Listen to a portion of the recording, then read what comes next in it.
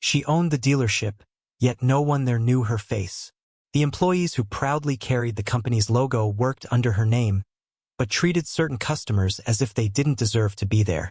So, she walked in one morning as a regular black woman, no title, no power on display. Within minutes, she witnessed something she never expected inside her own business. It wasn't just disrespect. It was discrimination happening in her name. And the people responsible had no idea who they were mistreating. So what happens when the woman they look down on is actually the boss they depend on? Before anyone judged her by her skin, her voice, or the way she dressed, she was simply a visionary who built a thriving dealership from nothing. Years earlier, she fought to secure business loans the bank insisted she couldn't handle, endured advisors who questioned her competence, and pushed through countless barriers that had nothing to do with her skills, and everything to do with being a black woman in a world that doubted her. Yet she succeeded. Her dealership became one of the most profitable in the region, praised for exceptional service and trusted by customers who believed they would be treated fairly. But success could hide ugly truths. She had recently received complaints, subtle, troubling reports that some customers felt dismissed or ignored, and others experienced unusually long wait times for help. None of these complaints mentioned money, contracts, or quality of vehicles. They all pointed to something far deeper. Some customers said they felt unwelcome. Some hinted they were treated differently. She wanted to believe it wasn't intentional. She wanted to believe her team knew better. Still, something in those complaints didn't sit right with her. If discrimination existed in her dealership, then the business she worked so hard to build was hurting the very people she wanted to uplift. She could have addressed it through meetings, memos, or training sessions. Instead, she chose something far more revealing. She decided to experience her own dealership the way her customers did, without a name, without status, and without warning. She walked in as an ordinary black woman, and what she discovered would change everything. The moment she stepped through the glass doors, she expected to be greeted like any other customer. Instead, she was barely noticed. 2 employees stood behind the counter, laughing and scrolling on their phones, glancing at her only long enough to decide she wasn't worth their immediate attention. Customers who walked in after her, especially the ones who didn't look like her, were approached quickly, welcomed with bright smiles and energized service. Yet she remained invisible. She wandered the showroom floor, examining cars she personally approved months earlier.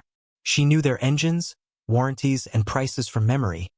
But today, she was treated as someone who didn't belong among them. Time passed, and no one asked if she needed help. She watched as a white customer was escorted to the best office, offered premium financing options, and given the dealership's full attention. Meanwhile, another customer of color was handed a brochure and dismissed within seconds. Every minute revealed more truth. It wasn't just poor customer service, it was selective service. Certain customers were respected before they ever opened their mouths, while others were quietly filtered out, judged by their appearance long before they expressed interest in buying anything. It was racism wrapped in politeness, disguised as prioritizing serious buyers. But she knew better. She could see who they believed deserved respect and who they believed couldn't afford it.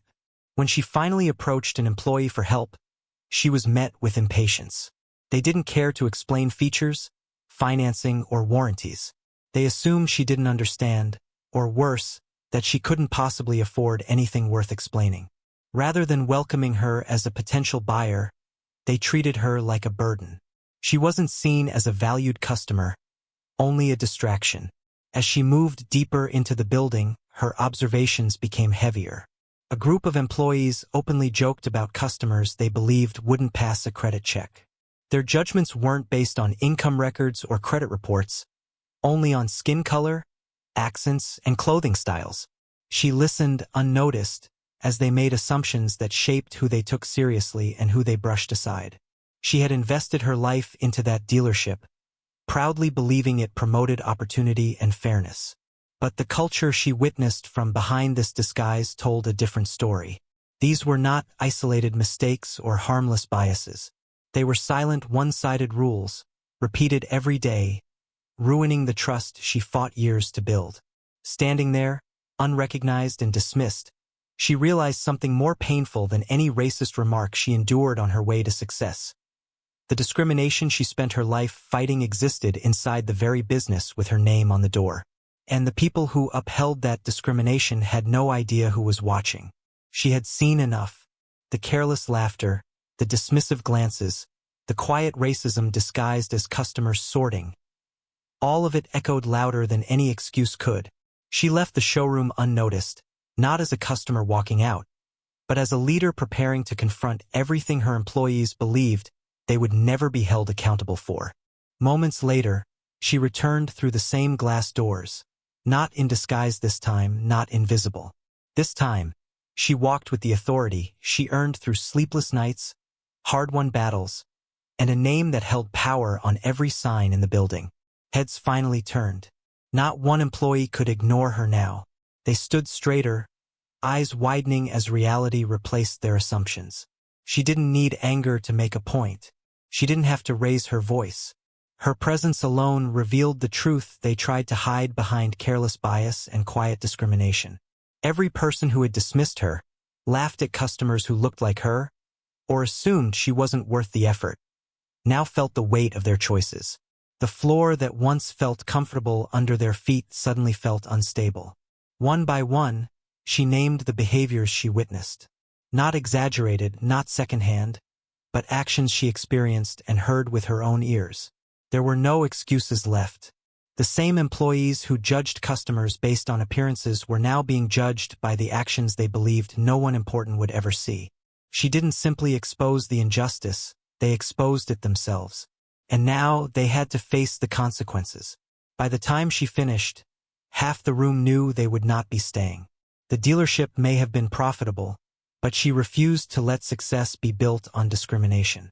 She would rather rebuild from the ground than allow her business to harm the very people she set out to empower. The truth had come to light, and the cost of prejudice was finally being paid. The dealership was quiet after the storm. The laughter that once filled corners of the showroom had vanished, replaced by a heavy silence that lingered over every desk and every polished car. The firings were swift, not out of revenge, but out of necessity. She removed anyone whose actions threatened the dignity of her customers, determined that no business bearing her name would survive by disrespecting the community it claimed to serve. Replacing half the staff meant short-term chaos. Longer lines, slower service, fewer hands to manage the daily flow. But she knew rebuilding the right way mattered more than keeping things convenient. She recruited employees who valued fairness as much as sales, workers who believed respect wasn't a strategy, but a responsibility. Training became more than policy. It became a promise. New hires learned not just how to sell cars, but how to serve people without prejudice or assumption. Customers soon felt the difference.